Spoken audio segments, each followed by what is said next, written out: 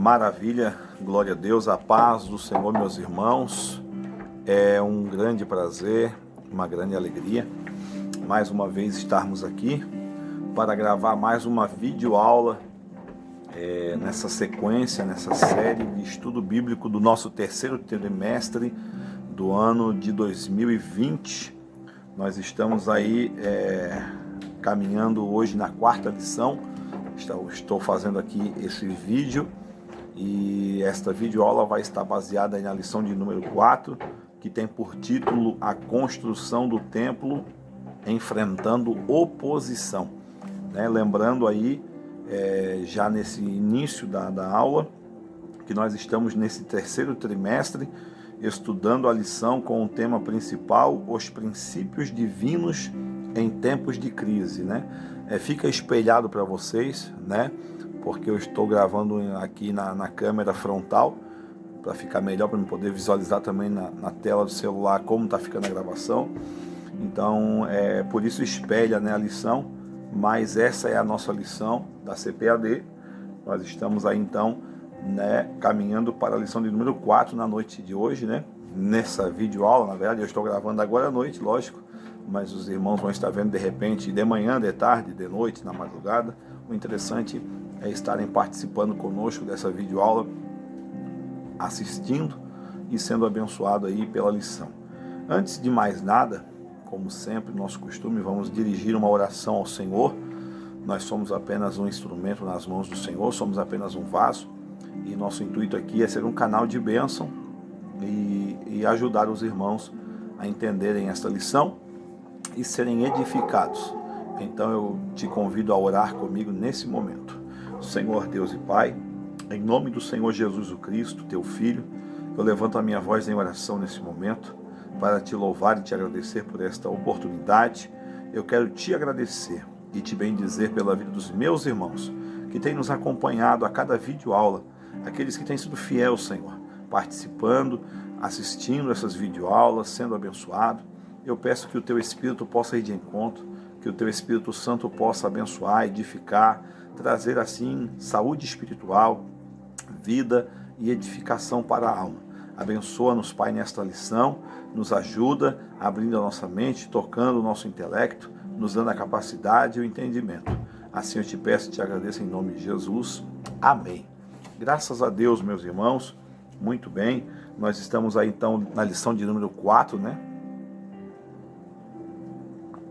Molhar um pouco a garganta. Essa semana a gente usou bastante a nossa voz. Eu estou com a garganta um pouco apanhada, um pouco de rinite alérgica, então é só Jesus na causa. Mas nós estamos de pé, dando graças a Deus.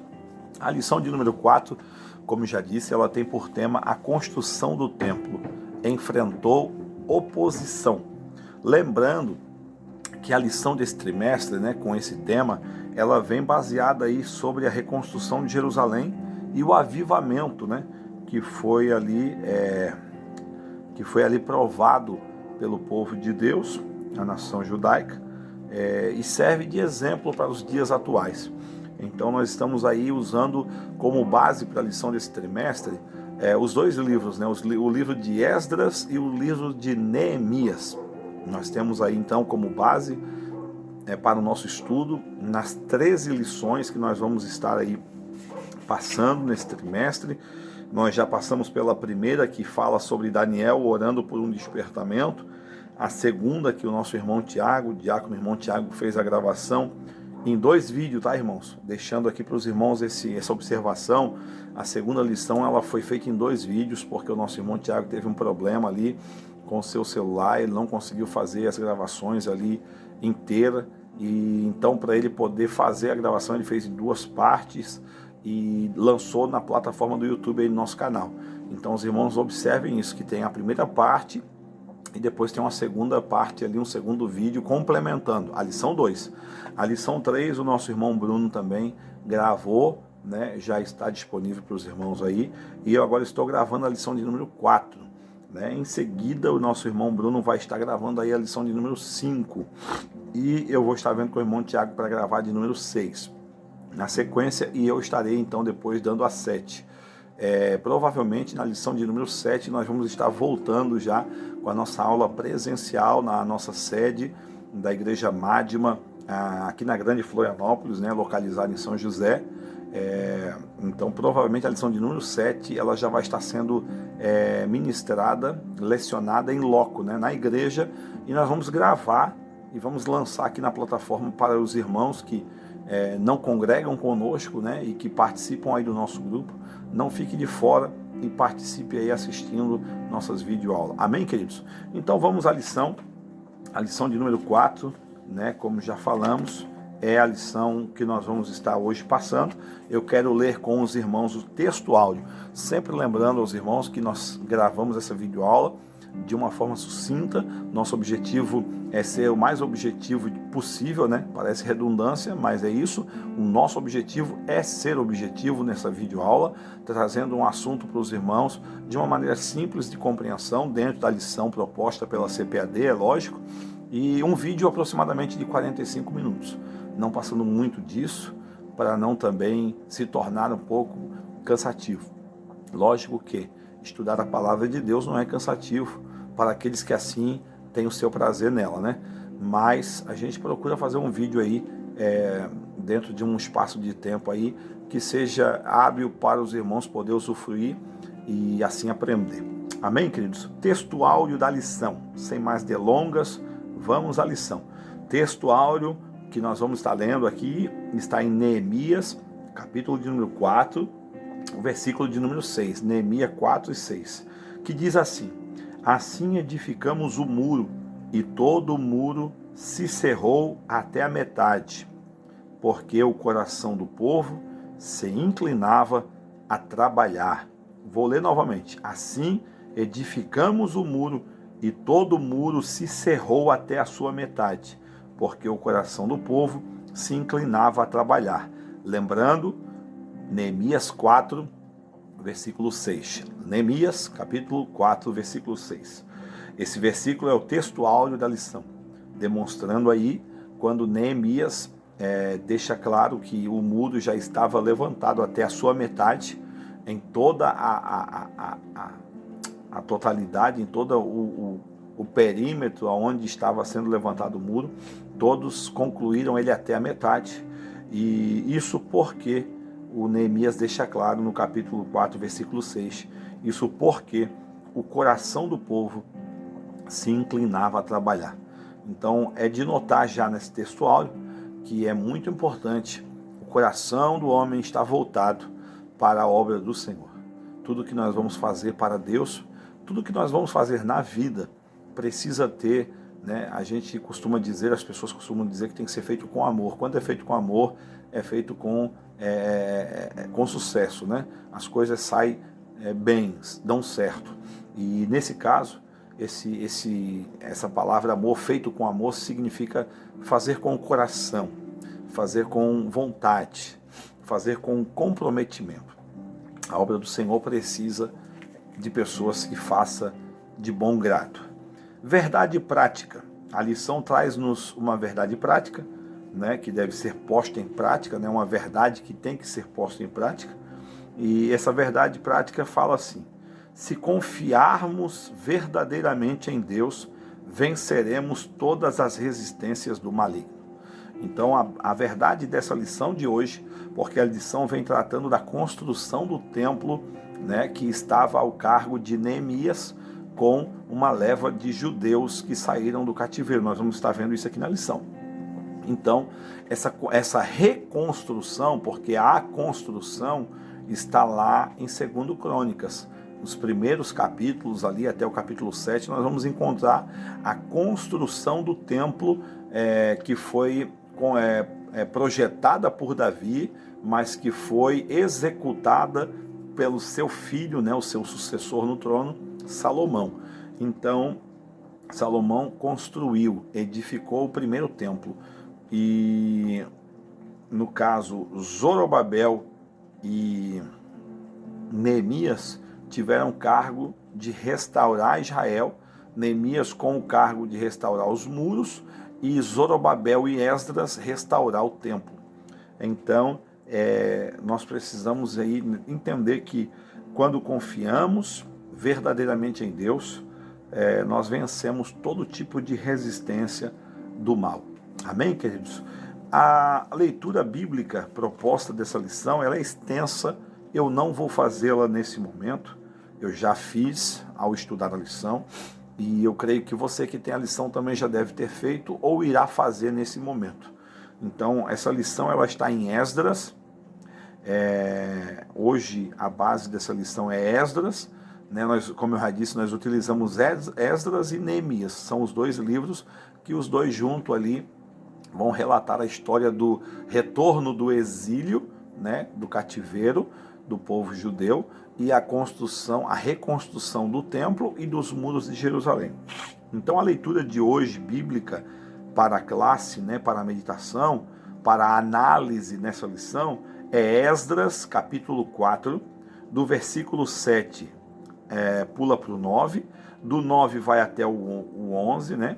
Ou melhor, do versículo 7, o versículo 9, o versículo 11, 12 e 13, depois o versículo 15, 16 e do 21 até o 24. Então é uma leitura salteada aí, são alguns versículos, eu vou repetir para você que não tem a lição e está com a sua Bíblia. Você pode ler o capítulo 4 de Esdras todo, mas a leitura proposta aqui pela lição, para a análise nos tópicos da lição, é Esdras capítulo 4, o versículo 7, o versículo 9, o versículo 11, 12, 13, pula para o 15, pula para o 16, pula para o 21, 22, 23 e 24. Amém? Então, seria do versículo 7 até o versículo 24, se fosse uma leitura ininterrupta, né?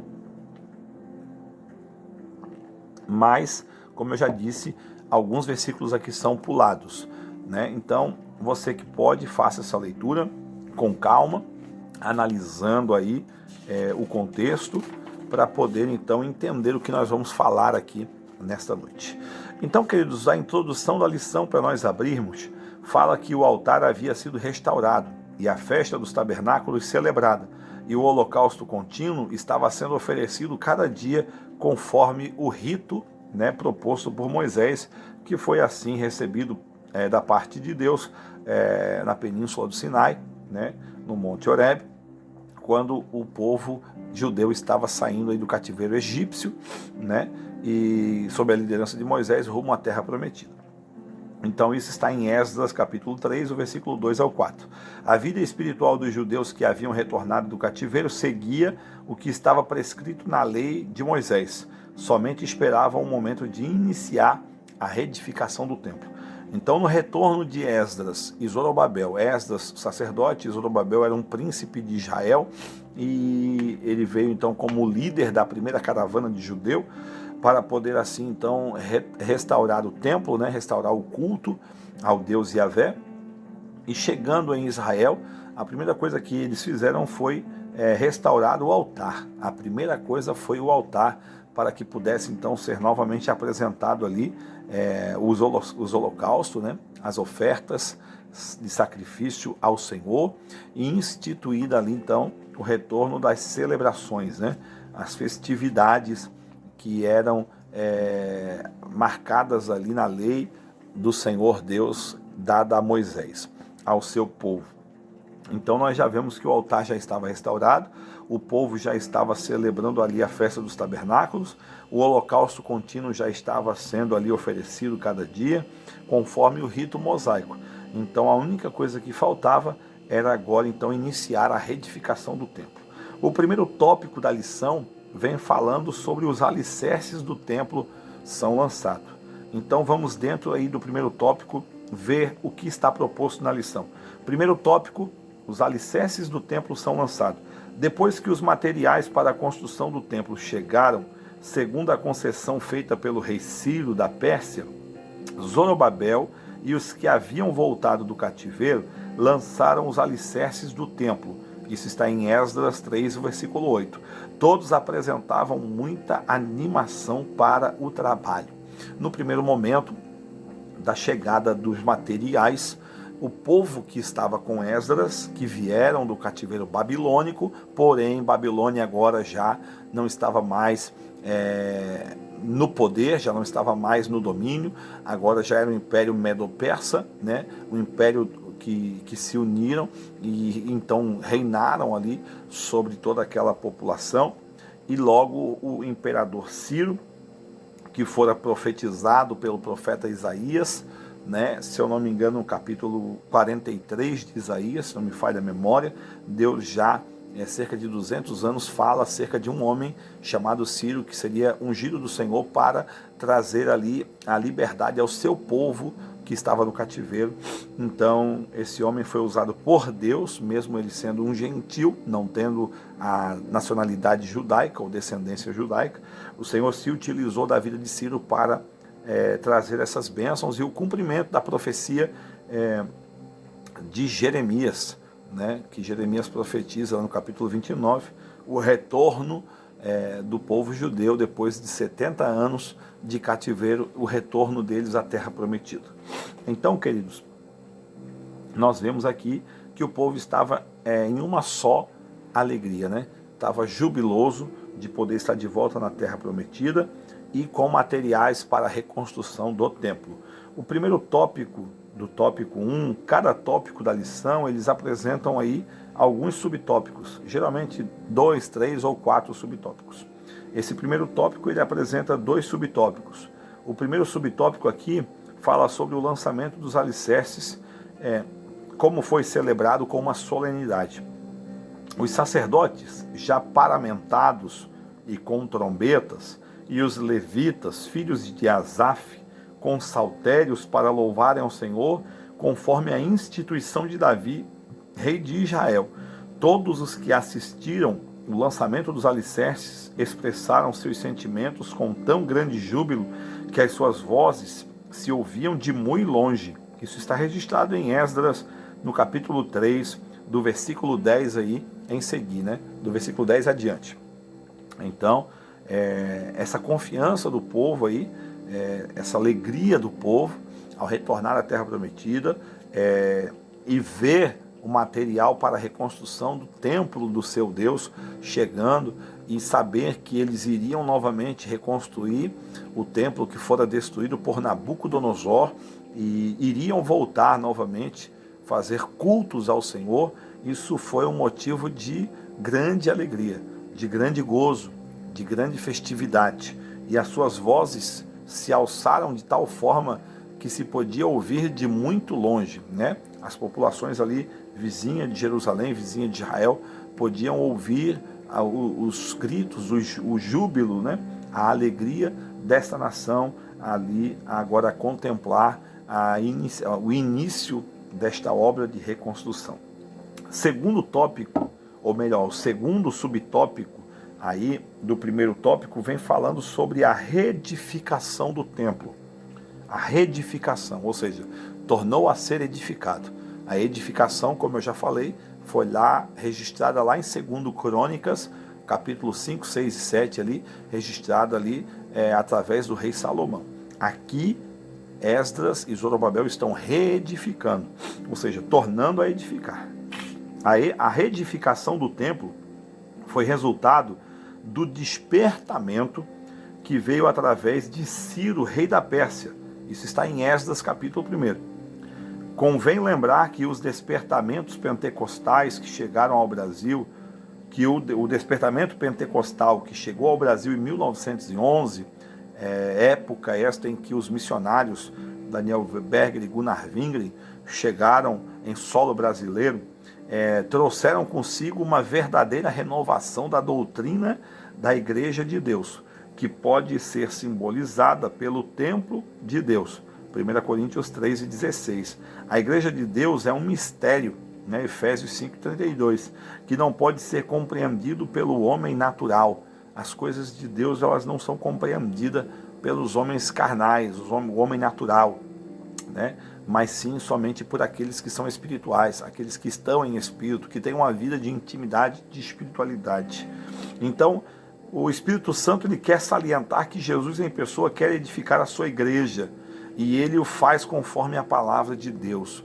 Assim como Esdras voltou para Jerusalém, juntamente com Zorobabel, o príncipe de Israel, para reedificar o templo, Assim o Espírito de Deus, né, anunciou através do Senhor Jesus e continua a anunciar que o Senhor quer reedificar a sua igreja, né? Quando ali o profeta Ageu, né, que profetiza nesse período, o profeta Ageu profetiza nesse período de Esdras e Zorobabel. Quando o profeta Ageu ele profetiza dizendo que a glória da segunda casa seria maior que a primeira, ali ele está fazendo uma alusão, né, profética, na verdade. A gente subentende ela de uma forma literal, que ele estava falando do templo reedificado por Esdras e Neemias e Zorobabel. Mas a forma de aplicação mesmo, esse segundo templo seria o templo reedificado por Cristo, né? Quando Cristo vem a essa terra, encarnado como um homem, ele vai morrer na cruz do Calvário, mas ao terceiro dia ele vai ressuscitar, ele vai se levantar dos mortos, vai tomar de novo o seu corpo, de uma forma agora corpórea, glorificada, e ele vai então reedificar o templo. Esse templo agora é um templo de maior glória, né, onde a morte não pode mais tocar, onde a corrupção, a imoralidade não pode mais tocar. E essa promessa de reedificação, ela se estende a mim e a você que está aí me ouvindo. Amém, queridos? Glória a Deus por essa promessa, por essa maravilhosa promessa. O Espírito Santo quer gerar um sentimento de reverência pela igreja do Senhor, que é a morada de Deus. Veja também aí Êxodo 3 e 5, né, algumas referências bíblicas aqui que se referem a isso, e Salmos 89, 7. Nós vamos abrir aqui Salmos 89, 7, rapidamente, para nós fazer esta leitura. Deixa eu abrir aqui na minha Bíblia, vamos buscar essa referência. Salmos 89, o versículo 7. Eu estou com a Bíblia aqui. Esta Bíblia é a versão King James, né? É a versão BKJ, mas é uma versão muito boa. Eu vou abrir aqui, Salmos 89, versículo de número 7, é uma referência bíblica aqui da lição. Diz o texto: Deus é grandemente temido na Assembleia dos Santos e tido em reverência por todos aqueles que estão ao seu redor. Vou ler novamente Salmos 89, Salmos de número 89, o versículo de número 7. Deus é grandemente temido, ou reverenciado, né, na Assembleia dos Santos e tido em reverência por todos aqueles que estão ao seu redor. Então, nós entendemos aí que o Espírito Santo de Deus, ele quer gerar esse sentimento no homem, um sentimento de reverência, um sentimento de temor, né, na igreja, no homem e na mulher de Deus. Nós somos morada. Paulo escreve isso aos Coríntios também, lá no capítulo 6, que nós somos morada do Espírito Santo. O Espírito de Deus não habita mais num templo feito por mãos de homens, num templo de pedra, né? Nem no Antigo Testamento ele habitava. O próprio Deus falou isso para Davi, né? Por um acaso habitaria Deus numa casa feita por mãos humanas? Deus não habita, Deus não se limita a uma casa de paredes, de tijolos, de madeira. O Senhor é Espírito e o Espírito de Deus habita no homem.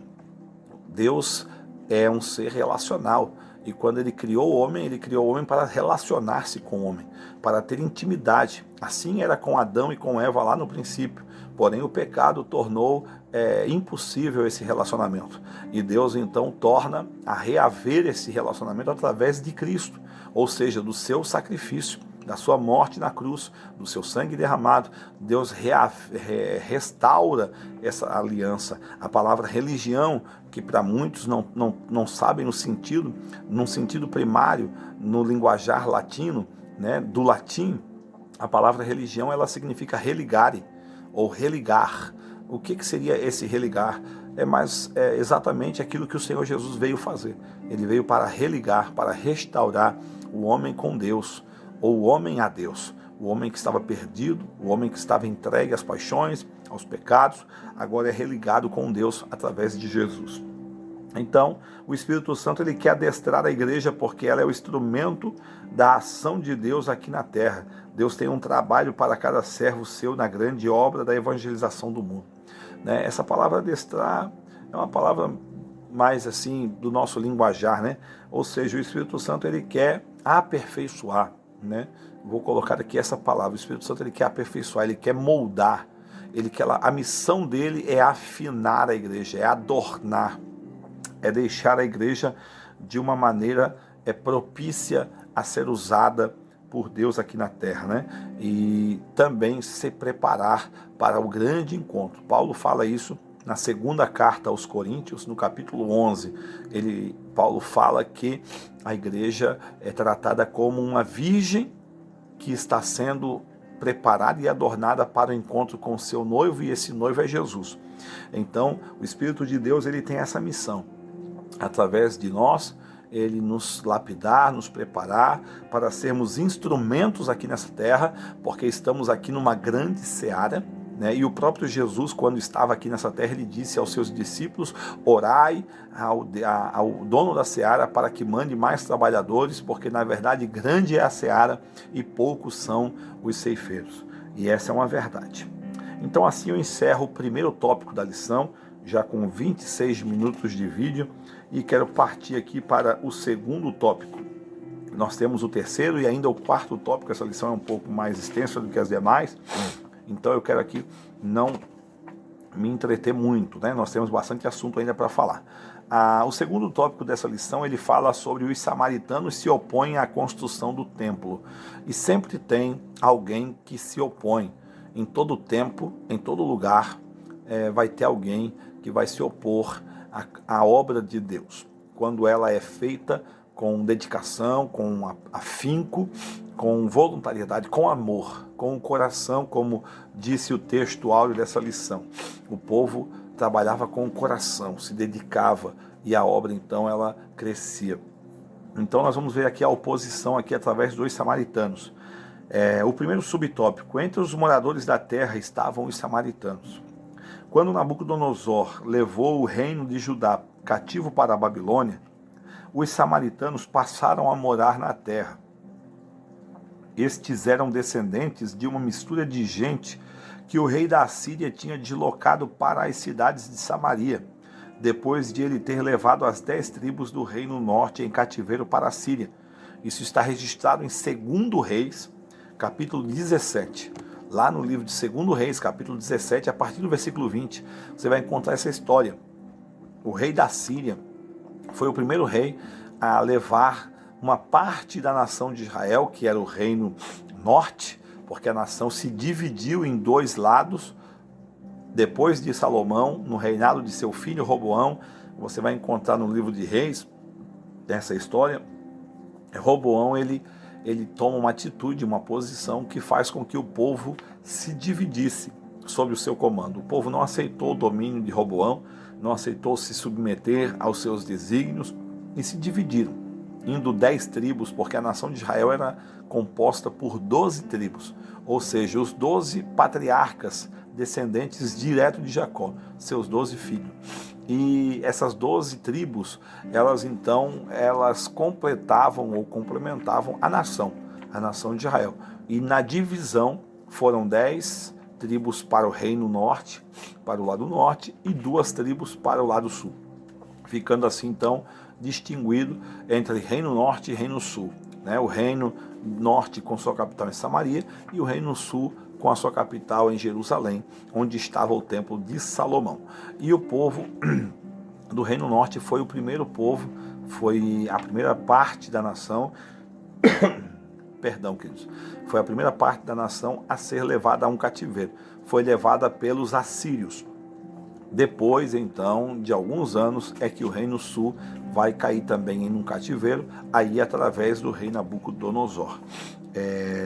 Eu só não me lembro bem o rei assírio que fez esse empreendimento sobre o reino norte, se foi Salmaneser ou Ben-Hadad, mas se eu não me engano foi um desses dois. Se eu não me engano, salvo engano, foi o rei Salmaneser que cometeu aí, que fez um cerco no reino norte e logo depois levou o povo cativo e trouxe então uma mistura de gente, de diversos povos, que começaram então a morar em Samaria e se misturar com os judeus que ali ficaram. E então, dando origem ao povo samaritano, que nos tempos de Jesus eles eram desprezados pelos judeus e também desprezavam os judeus, né? Então vamos lá. Os samaritanos tentam frustrar a construção do templo. Segundo tópico, a maldade dos samaritanos levou-os a enviar uma carta ao rei da Pérsia contendo acusações mentirosas contra os judeus. Isso está registrado em Esdras 4. O rei que recebeu aquela carta não conhecia bem o assunto e mandou parar a obra. Esdras capítulo 4, versículo 21. Então nós vemos aqui neste momento aí, que os samaritanos eles se opõem à construção do templo, né? Juntamente com alguns moradores ali da terra, algumas nações, alguns povos que ali habitavam em volta de Jerusalém e até mesmo em Jerusalém, porque ela estava abandonada de uma certa forma depois do cativeiro. Esses povos se tornam contrários à reconstrução do templo, lógico, né? A reconstrução do templo, dos muros, eles se levantaram ali, até a história de Sambalat, Tobias, Gósen, que eram ali alguns dos opositores da reconstrução dos muros, né? Logo diretamente a Neemias, e assim também eles se opuseram à construção do templo, porque, lógico, o povo adversário, os inimigos da obra de Deus, eles não querem que a igreja seja edificada, eles não querem de forma alguma que a igreja seja sólida, né, consistente, que tenha um corpo de pessoas, membros e obreiros que sejam ligados ou interligados uns aos outros, em comunhão, com um sentimento voltado para a vontade de Deus, dispostos a fazer a vontade de Deus se cumprir. Isso não é bom para o inimigo. O inimigo não quer que a igreja esteja em plena comunhão, assim exercendo a vontade de Deus. Então, quando ele percebe que a igreja está começando a ser edificada, né, e está começando a ter um crescimento e as coisas estão começando a andar, logo o adversário se enfurece e se opõe. E aí levanta falsas acusações, levanta calúnias, levanta contratempos, infiltra, né, os seus enviados para tentar, assim, roubar o foco, tirar a atenção. Então, por isso, nós precisamos estar alerta, por isso nós precisamos estar atento em todo momento, em vigilância, em oração, assim como Neemias se portou com vigilância, assim como Esdras também, num certo momento, se posicionou, para que a obra do Senhor não seja, assim, prejudicada por esse tipo de pessoas. Então, os samaritanos tentaram frustrar de todos os jeitos, né, se opondo aí à construção do templo. Encerramos o segundo tópico. O segundo tópico era só essa parte. Vamos ao terceiro tópico. Como se explica a falta de resistência? Os samaritanos se levantam, se opõem à construção e logo não se vê uma reação dos judeus, não se vê uma resistência. Eles aceitam tranquilamente aquela resistência, aquela carta forjada com mentiras dos samaritanos enviada ao rei, e não era o rei Ciro, que foi aquele que deu a outorga, né, a Esdras e Zorobabel para voltar e reconstruir o templo, que deu carta, que deu liberação para apanhar materiais no caminho.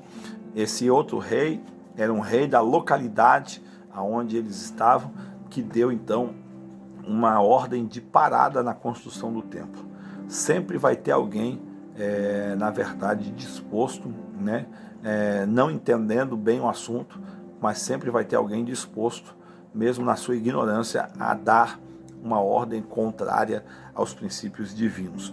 Por isso precisamos estar atento, alerta, para podermos resistir a todo mal. O terceiro tópico é como explicar essa falta de resistência. O primeiro subtópico fala sobre os judeus que deveriam ter ido ao rei da Pérsia para assegurar a construção e não foram. Uma ordem dada por uma autoridade superior não pode ser invalidada por uma autoridade inferior, isso é lógica, né? A ordem de construir o templo tinha sido dada pelo Deus dos céus, né, através do rei Ciro, do imperador Ciro, a maior autoridade da época, que assinara o decreto da construção do templo. Então aí nós já vemos que a ordem que foi dada por Deus, direcionada através da vida do imperador Ciro. Os judeus deveriam ter recorrido a Deus. Primeira coisa, numa oposição, primeira coisa, num revés da vida, num momento de contrariedade aos projetos de Deus na nossa vida, a primeira coisa que temos que fazer é orar, é ir a Deus, né? Toda a história dos judeus é rica de exemplos de como Deus ajudou o seu povo em tempos difíceis. A própria vinda dos judeus para Jerusalém era uma clara demonstração de que Deus estava nesse negócio. Vejamos alguns exemplos da história dos judeus quando foram ajudados pelo Senhor. Letra A. Nos dias do rei Ezequias, Judá foi cercado pelo exército do rei da Síria, que ameaçava fazer com Judá o que ele havia feito com o reino de Israel, levá-los em cativeiro. Nesta hora de perigo, o rei Ezequias buscou o Senhor e foi ouvido, pois um anjo desceu ao arraial dos assírios e destruiu 185 mil soldados. Essa história está registrada em 2 Reis, capítulo 19, e 2 Crônicas 32. Letra B. Nos dias de Jeosafá, ameaçados pelos amonitas e pelos moabitas, os habitantes de Judá foram convocados pelo rei de Israel a pedirem socorro ao Senhor. Ver isso lá no texto de 2 Crônicas, capítulo 20. Deus guerreou por eles sem terem que lutar. Os inimigos foram desbaratados. Os muitos exemplos de ajuda de Deus no passado deveriam ter inspirado os líderes do povo a resistir a esta maldade dos inimigos dos judeus. Mas não foi o que aconteceu. Mesmo tendo tantos exemplos como aqui nós citamos alguns, pelo menos 2 aqui foi citado, né? O do rei Ezequias, quando foi ali intimidado pelo rei Senaqueribe, que era o rei da Síria na atualidade do rei Ezequias, e depois o exemplo também aí do rei Oh, glória, maravilha. Vamos ver aqui, o rei Ezequias, e também do rei Jeosafá, né? Ou Josafá, do rei Josafá, que estava reinando em Israel, e do Reino Sul, e quando ele foi ali, certa feita, foi intimidado pelos moabitas e pelos amonitas, ele convocando o povo para buscar ao Senhor, e o Senhor interagiu com eles, trazendo libertação ali dos inimigos, desbaratando os seus exércitos. Então, em todo tempo de resistência ou de oposição, o foco nosso deve ser buscar em primeiro momento, buscar ao Senhor. O terceiro subtópico aí, do tópico 3, vai falar sobre o motivo da falta de resistência dos judeus, era a ordem espiritual. Era de ordem espiritual, melhor, né? Zorobabel, o chefe político do povo judeu, até então tinha confiado em sua própria força. Isso está registrado em Zacarias, capítulo 4, versículo 6. Quando as suas próprias forças se esgotaram, não teve mais condições de resistir, sentindo-se inteiramente desarmado diante do inimigo. E Josué, que estava com Zorobabel, que era o sumo sacerdote, o líder religioso do povo, estava com as suas vestes manchadas. Zacarias 3, versículo 3. Este fato tirou dele toda a autoridade espiritual diante do problema causado pelos inimigos. Ele não tinha fé para buscar a ajuda de Deus e do Todo-Poderoso, uma vez que o mistério da fé é guardado em uma pura consciência. Então nós vemos aí que a causa, o motivo da falta de enfrentamento, né, ali a resistência, ou de enfrentamento à oposição, melhor dizendo, ou de resistência à oposição, era de ordem espiritual, né? E hoje nós vemos isso claro nas igrejas, ou melhor, nós vemos isso claro na vida de algumas pessoas da igreja, de alguns crentes, quando esses não se opõem ao que o inimigo propõe fazer na vida deles, quando esses deixam de buscar a Deus, deixam de ir até o Senhor para pedir a sua ajuda, para se posicionar de uma maneira que venham perseverar na obra do Senhor, venham ter êxito naquilo que o Senhor tem confiado a eles, mas muitos se acomodam, se deixam ser levados pela afronta, se intimidam, se acolhem, se escondem por causa de uma ordem espiritual. Isso é devido a uma situação no mundo espiritual. eles estão em algum momento com alguma falta, alguma mancha, como as vestes do sumo sacerdote Josué, que é descrito em Zacarias, como o Zorobabel, que era o príncipe, que era para estar na frente liderando, e estava agindo pelo seu próprio impulso e desejo. Aí o Senhor vai falar através do profeta Zacarias: Zorobabel, não é por força, nem por violência, mas é pelo meu espírito.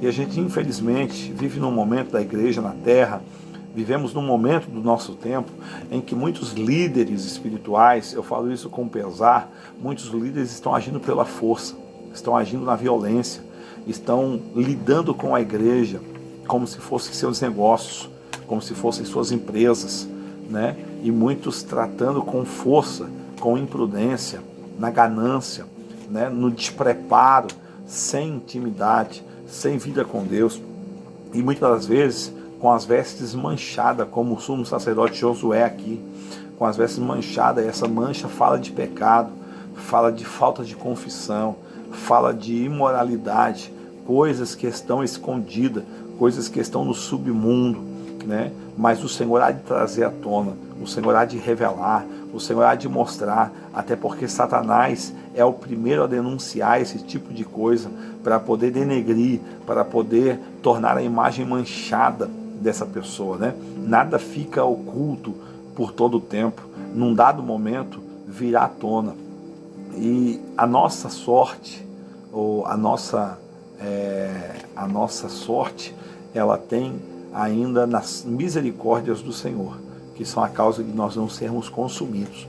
Porque se não fosse a misericórdia do Senhor, ora diga Israel, os nossos adversários já nos teriam tragados. E isso é o que tem nos mantido ainda de pé nesta vida. Amém, queridos? Eu encerro aqui o tópico de número 3 e vou ao tópico de número 4. Né? Esse tópico é o último tópico, já estamos com 42 minutos de vídeo, e eu quero aqui então rapidamente, aí, no máximo em 5 minutos, encerrar para nós fazermos uma oração. É uma lição muito tremenda e eu creio que você está sendo abençoado. O quarto tópico fala sobre a reação dos samaritanos quando os judeus cessaram a obra. Veja aí, primeira coisa que aconteceu, qual foi ali a situação? Primeira coisa, tristeza dos judeus. O povo em geral tinha desde o início da construção acompanhado o trabalho com simpatia. Os judeus trabalhavam com muito entusiasmo e com muita união. O povo tinha ouvido falar de que o Deus dos céus estava do lado dos judeus, ajudando-os. E agora? Onde está o seu Deus? Essa é a pergunta que eles fizeram, né? Que os samaritanos perguntaram aos judeus: onde está o seu Deus? A alegria dos samaritanos em contraponto, né? Em contradição à tristeza dos judeus, os samaritanos estavam alegres. Os inimigos dos judeus regozijavam-se grandemente. Certamente os conselheiros foram parabenizados pela sábia e competente ação, os conselheiros dos samaritanos, a quem eles tomaram conselho de como agir para travar a obra da reconstrução do templo. O gozo dos filisteus, os filisteus que haviam prendido Sansão, terminaram em tragédia, né? Aqui é um exemplo, né? A alegria dos samaritanos, né? Por causa da ação ali, da sabedoria dos sábios, seus sábios que conseguiram alcançar êxito, né? Na trava ou no tranco, né? Ali da construção do templo. Porém, esse gozo dos ímpios aí é de pouca duração. Aí a gente tem o exemplo dos filisteus que prenderam Sansão, vazaram seus olhos, puseram ele para trilhar o trigo ali como boi, né? Só que este, num ato ali de concerto com Deus, pediu a misericórdia do Senhor e teve ali novamente as suas forças revigoradas, e no último gesto derrubou o templo do Deus do Deus dos filisteus, né? Salvo engano, Deus Dagon, e na sua morte Salomão levou muito mais filisteus do que em toda a sua vida, né? Então, a alegria dos sacerdotes que alugaram Judas para atrair Jesus foi também de curta duração, porque com a ressurreição de Jesus os seus problemas tomaram uma proporção muito maior, se agravaram. Isso está em Mateus 28:11. Então a gente vê que a alegria do opositor da obra de Deus, ela é curta, porque Deus sempre interage, Deus sempre intervém e dá vitória ao seu povo, até porque Deus não perde, Deus já entra numa guerra sabendo que ele vai sair vitorioso. Diferentemente de nós, homens mortais, na nossa limitação, se formos fazer uma guerra por nossas forças, nós não temos a certeza de vitória. Mas quando estamos diante do Senhor e servindo ao Senhor, com certeza a vitória é garantida. Glória a Deus. O desânimo dos judeus. Os judeus que tinham voltado do cativeiro para construir o templo sentiram-se humilhados e tristes, mas passado algum tempo, acomodaram-se com a situação e não lutaram pela continuação da construção do templo, né? Deixaram-se dominar pelo desânimo. O desânimo é uma das mais eficazes armas usadas por Satanás contra os crentes. Lutemos contra o desânimo, em nome de Jesus. Então, queridos, a gente percebe que Satanás ele se utiliza dessa ferramenta hoje muito, muito conhecida, né? O desânimo. E quem aqui nunca desanimou? Quem que nunca deixou-se tomar pelo desânimo? Não vai dar certo, não vou conseguir, isso não vai chegar a lugar nenhum, não adianta fazer mais nada, já fiz de tudo e não dá certo. Isso é desânimo. Em nome de Jesus, seja livre hoje dessa situação. Em nome de Jesus, se levante, sacode o pó, erga a tua cabeça, confie no teu Deus, porque você não vai ficar assim prostrado, você não vai ficar assim humilhado por muito tempo, porque maior é aquele que te chamou e está conosco todo dia. Em nome de Jesus, não deixe que o desânimo penetre o teu coração, permeie a tua alma e te faça acomodar. Em nome de Jesus, erga-te, levanta-te, busque ao Senhor teu Deus, entrega a tua aflição nas mãos dele e com certeza ele há de te responder com vitória. Então, alguns conformaram-se, pensando que talvez ainda não era a vontade de Deus construir o templo. Lá em Ageu, né, o profeta Ageu é contemporâneo aí dessa história, dessa situação, como Zacarias também. E Ageu ele já começa conclamando o povo que se acomodou, deixou de reconstruir o templo. Outros aproveitaram aí a interrupção da obra para dedicar-se às suas vidas, suas próprias casas. Outros chegaram a faltar com as suas obrigações espirituais, deixando de contribuir para a casa de Deus. Talvez alguns dos judeus sinceros estivessem tristes e buscassem a Deus em oração, pedindo solução para a dificuldade, de modo que o templo pudesse continuar a ser construído. Então, queridos, nós vemos aqui que, concluindo aqui então, que essa oposição levantada pelos samaritanos e as nações ali em volta, ela trouxe a tristeza do povo judeu, trouxe um sentimento de desânimo, e esses desanimados então agora se acomodaram e se deixaram levar pelas preocupações da vida, do dia a dia, do cotidiano deles, do dia a dia, do costume do dia a dia, e se entregaram ali aos cuidados da sua casa, do seu dia a dia, em adornar. E o profeta Ageu, ele vem fazendo um chamamento ali, né? Se você for ler o livro do profeta Ageu, ali no capítulo 1, versículo 6, ele vai dizer: é tempo para vós habitardes em vossas casas estucadas, enquanto a minha casa, né, o templo do Senhor está deserto. O Senhor faz esse questionamento ao povo através do profeta Ageu, perguntando: vocês estão preocupados com a casa de vocês, em adornar, em arrumar, em encher os celeiros, enquanto a minha casa está deserta? E essa mesma pergunta é repetida hoje. Você tem corrido atrás de sonhos, né, profissionais, de sonhos familiares, de sonhos pessoais, realizações, né, construção de casa, compra de carro, aquisição de bens, melhora de salário, e a sua vida espiritual.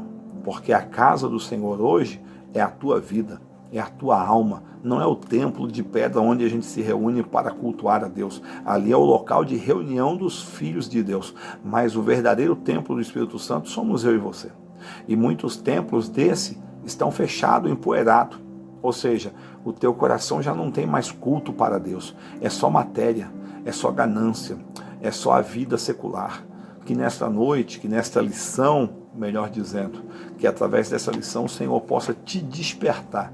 Eu encerro neste momento essa lição, concluindo assim os tópicos da lição de número 4, e eu quero dirigir a Deus uma oração pela tua vida. Você que me viu, você que prestigiou-me assistindo essa videoaula, esses 49 minutos, eu gostaria de orar por você. Feche os teus olhos, se possível. Se quiser colocar sua mão sobre o seu coração, sobre a sua cabeça, deixe-me ministrar uma oração sobre a tua vida, pela autoridade a mim concebida pelo Senhor, como pastor, como servo de Deus. Deixe eu orar por você.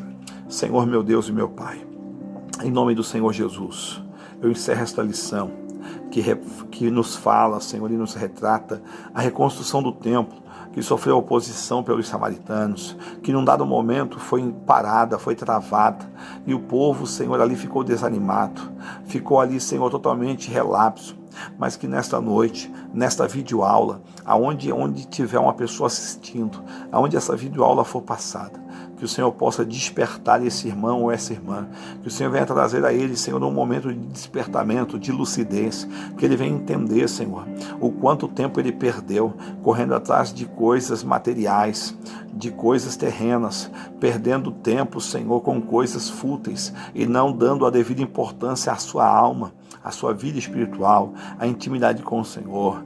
Pai, que Tu venhas abençoar e despertar esse povo, que Tu venhas fazer deles, Senhor, aqueles servos fiéis, dedicados à Tua obra e com uma vida íntima contigo. Abençoa Teus filhos, eu Te agradeço neste momento e Te louvo por tudo em nome de Jesus. Amém. Queridos, eu quero agradecer a todos que participaram. Se possível, aí dê um like no nosso canal, divulgue esses vídeos, compartilhe com alguém que você acha interessante ver esse vídeo também. É uma videoaula, é lógico que não é como um culto, né? Aquela movimentação, aquele dinamismo, mas a gente está fazendo isso com o coração, né? Com o desejo de abençoar os irmãos e edificar nesse momento de pandemia, onde muitos estão aí isolados em casa, muitos estão impossibilitados de sair, de visitar. Então que esse vídeo venha servir de bênção, de edificação, em nome de Jesus. Seja abençoado, seja edificado para a honra e glória do Senhor. Fiquem com Deus, até o próximo vídeo.